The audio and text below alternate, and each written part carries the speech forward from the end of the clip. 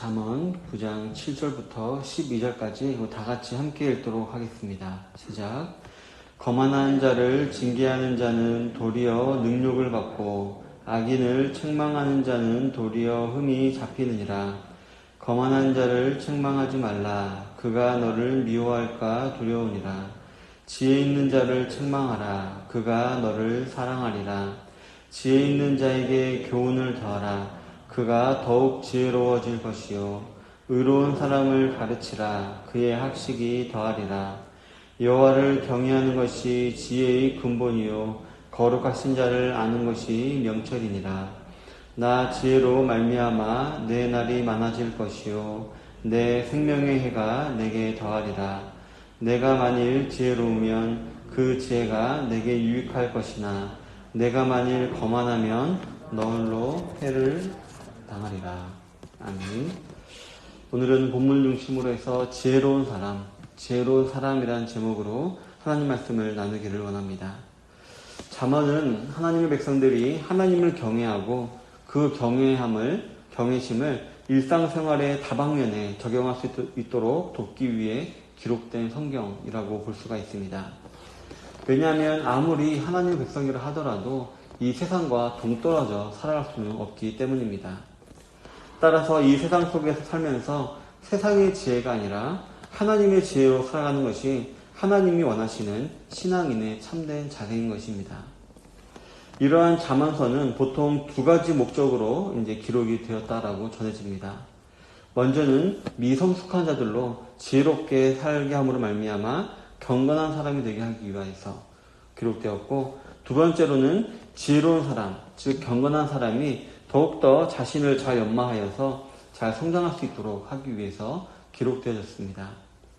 따라서 결국 이 잠언은 우리가 날마다 살아가는 일상의 삶의 현장에서 어떻게 하면 지혜롭게 살 수 있는가에 그 초점이 맞춰져 있는 것입니다. 그렇다면 본문에서 하나님께서 말씀하시는 지혜로운 사람은 어떤 사람일까요? 첫 번째로는 지혜의 의미를 아는 사람입니다. 본문 10절에 보면 여호와를 경외하는 것이 지혜의 근본이요 거룩하신 자를 아는 것이 명철이니라 라고 했습니다.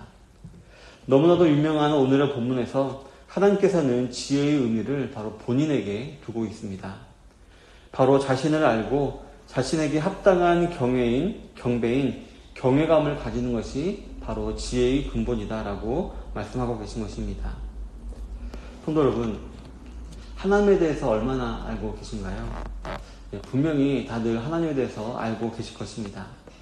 근데 막상 말해봐라 라고 하면은 조금 말문이 막히고 약간 막연하게 생각되어지기도 하는 것입니다. 그렇기 때문에 저와 여러분들은 하나님을 알기에 노력을 해야 합니다. 존 칼빈은 그에 져서 기독교 강요를 하나님을 아는 지식으로 먼저 시작을 합니다. 하나님을 알아야지만 신앙과 믿음이 가능하다라는 것입니다. 그리고 하나님을 알기 위해서는 두 가지 방법이 있습니다. 먼저는 하나님의 계시, 즉 일반 계시와 특별 계시를 통해서 알 수 있는 방법이 있고, 두 번째는 사람을 통해 하나님을 알 수가 있는 것입니다.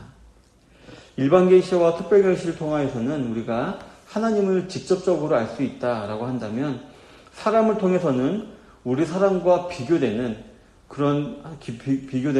구별되는 분으로서 하나님을 우리가 알 수 있게 되는 것입니다. 그래서 첫 번째 같은 경우는 우리가 성경을 읽고 자연 만물을 볼 때 우리가 하나님이 얼마나 위대하신가 알 수 있지만, 두 번째 같은 경우는 우리 사람에 대해서 알아갈 때, 즉 우리 사람이 얼마나 부족하고 더러운 죄인인가 라는 사실을 깨달으면 깨달을수록 그의 반대로 하나님은 얼마나 거룩하시고 위대하신 분이신가를 우리가 알 수 있게 되는 것입니다. 그런데 이러한 논리는 당연히 기독교니까, 우리가 여기는 교회니까 하는 말처럼 들리실지도 모릅니다. 그러나 그렇지가 않습니다. 매사에 남들보다 조금 더 진지하고 지혜를 사랑했던 세속의 철학자들 역시 제1철학으로 계속해서 싸우는 것이 뭐였냐면은 형이상학과 인식론이었습니다. 이 두 학문은 모두가 다 암과 관련이 되어 있습니다. 그래서 형이상학은 신을 알고자 하는, 절대자를 알고자 하는 학문이었고, 인식론은 사람을 알고자 하는 학문, 그래서 세상 만물을 알고자 하는 그런 학문이었습니다. 즉 그들은 더 깊은 사유를 하기 위하여서는 먼저 신과 인간에 대한 확실한 정의가 필요하다는 것을 다 인지하고 있었던 것이었습니다. 그러나 안타깝게도 이들에게는 하나님께서 자신을 계시하지 않으셨기 때문에 신에 대한 막연한 개념만을 가지게 되어서 오히려 잘못 오해하고 또 사람을 높은 자리에 올려놓는 오류를 범하기에 결국 인본주의로 혹은 허무주의로 빠져버리게 되고 마는 것입니다.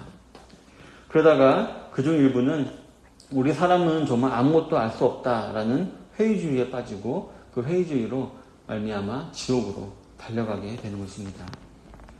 성도 여러분, 하루 강아지 더 무서운지 모른다라는 옛말이 있습니다. 호랑이를 본 적이 없는 강아지가 겁없이 호랑이를 향해서 지저대고 덤벼드는 모습을 묘사한 속담으로써 정보의 부재가 얼마나 참혹한 결과를 가져올 것인지를 우리에게 알려주는 것입니다. 바로 철학자들이 이런 자들이 아닌가 생각되어집니다. 성도 여러분, 저와 여러분들은 우리에게 주어진 하나님 말씀인 성경을 매일 깊이 묵상해야 하고 이 성경의 눈으로 자연을 바라보고 세상을 바라보고 사람을 바라보므로 우리는 하나님을 알아가야 합니다. 그리고 이러한 자세로 우리는 하나님을 경외할 줄 알아야 합니다. 왜냐하면 거룩하신 자이신 하나님을 알고 그분을 경외하는 것이 지혜의 근본, 즉 지혜의 시작이기 때문입니다. 이러한 지혜의 의미를 깨닫고 오늘 하루도 하나님 앞에서 지혜롭게 살아가시는 모든 성도님들이 되시기를 바랍니다. 두 번째로 지혜로운 사람은 교훈의 말씀을 받아 더욱 지혜로워지는 사람입니다. 본문 7절부터 9절을 보면 거만한 자를 징계하는 자는 도리어 능욕을 받고 악인을 책망하는 자는 도리어 흠이 잡히느니라. 거만한 자를 책망하지 말라. 그가 너를 미워할까 두려우니라. 지혜 있는 자를 책망하라. 그가 너를 사랑하리라.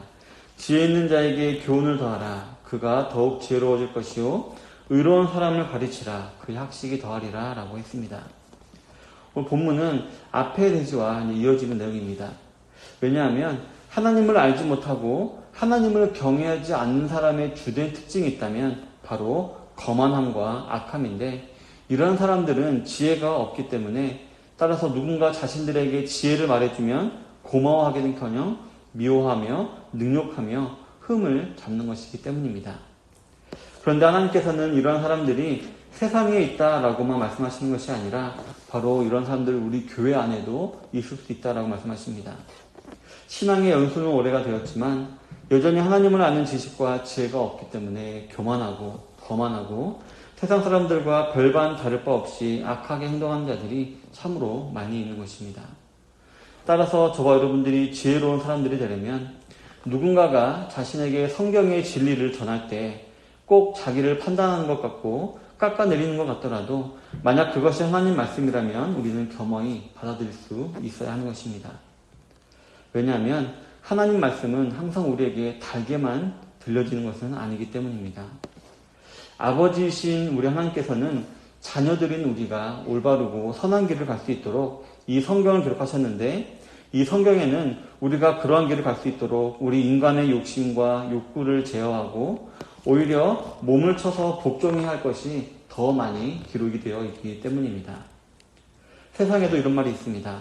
충성스러운 말은 귀에 거슬리나 행동에는 이롭고 좋은 약은 입에 쓰나 병에는 이롭다라는 옛말도 있듯이 우리 사람은 죄에 익숙한 육신으로 인해서 가만히 놔두면은 죄를 향하여서 우리는 발걸음을 옮길 수밖에 없습니다. 따라서 하나님께서는 우리에게 사랑의 마음으로 지적하시고 혹은 이렇게 징계를 하실 때도 있다라는 것입니다. 성도 여러분, 하나님께서는 매일매일 정말 수많은 방법으로 우리를 지금도 교훈하고 가르치고 계십니다.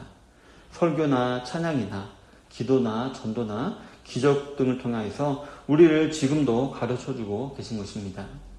그럴 때 하나님 말씀을 어린아이와 같이 순수하고 깨끗한 마음으로 받아 회개할 것이 있다면 회개하고 감사할 것이 있다면 감사하는 마음을 가지고 그 말씀으로 인해 날마다 더욱더 지혜로워지는 모든 성도님들이 다 되시기를 바라겠습니다. 사랑하는 성도 여러분, 그렇다면 저와 여러분들은 솔직히 이런 마음 가질 수가 있습니다. 아니 우리가 구원만 받으면 됐지 왜 굳이 이렇게 힘들게 공부하고 수고하고 헌신하고 충성해야 되냐, 왜 더 지혜로운 자가 되기를 힘써야 하냐라는 의문이 들 수도 있습니다. 물론 우리는 이에 대한 답을 알고 있습니다. 하나님의 영광을 위해서라고 우리가 알고 있습니다. 물론 우리 가장 먼저는 우리를 은혜로 구원하신 하나님의 영광을 우리가 드러내고 돌리기 위해서 이런 삶을 살아가야 하는 것이 맞습니다. 그런데 결국 이러한 삶이 저와 여러분들에게 실질적으로 이익이 있기 때문에 이러한 삶을 살아야 합니다. 본문 11절에 보면 나 지혜로 말미암아 내 날이 많아질 것이요 내 생명의 해가 내게 더하리라 라고 했습니다. 본문을 보면 하나님께서는 특이하게 자신을 지혜라고 이렇게 지혜로 의인화시켜서 말씀하고 계십니다. 바로 하나님의 속성 중에 하나인 지혜를 강조하시려고 이렇게 자기를 지혜로 말씀하신 것입니다. 어쨌든 이렇게 지혜의 근본이신 하나님을 알고 경외하며 더욱더 알기를 노력할 때에 저와 여러분들의 날들이 많아질 것이다 라고 했습니다. 이 말은 이 땅에서 저와 여러분들이 누리게 될 복된 날이 많아질 것이다 라는 것입니다. 솔직히 저와 여러분들이 이 땅에 있는 것보다 천국 가는 것이 더 좋지 않습니까? 하지만 이 땅에서의 날이 많아졌다는 것은 우리가 이 땅을 살아갈 때에 우리에게 선한 날, 복된 날, 즉 고난이 없고 하나님께서 주시는 복을 누리는 날들이 더 많아지게 될 것이다 라는 그런 뜻입니다. 골골하면서 오래 사는 것이 아니라 건강하고 걱정 없이 오래 살며 하나님의 영광을 드러내는 복된 삶을 살아갈 수 있게 될 것이다 하는 것입니다. 다음으로는 저와 여러분들의 생명의 해가 우리에게 더할 것이다 라고 했습니다. 이 말은 천국에서 누리는 영원한 생명을 말하는 것입니다. 즉 사나 죽으나 우리는 지복을 누리는 삶을 살게 된다는 것입니다. 이 땅에서도 건강하고 이 땅에서도 하나님 영광을 드러내며 살아가고 또 죽어서도 천국에 가서 더욱더 하나님께 감사하고 영광 돌리는 삶을 살게 된다는 것입니다. 성도 여러분, 오늘 하루도 이러한 놀라운 축복을 기대하며 살아가시는 성도님들이 되시길 바랍니다.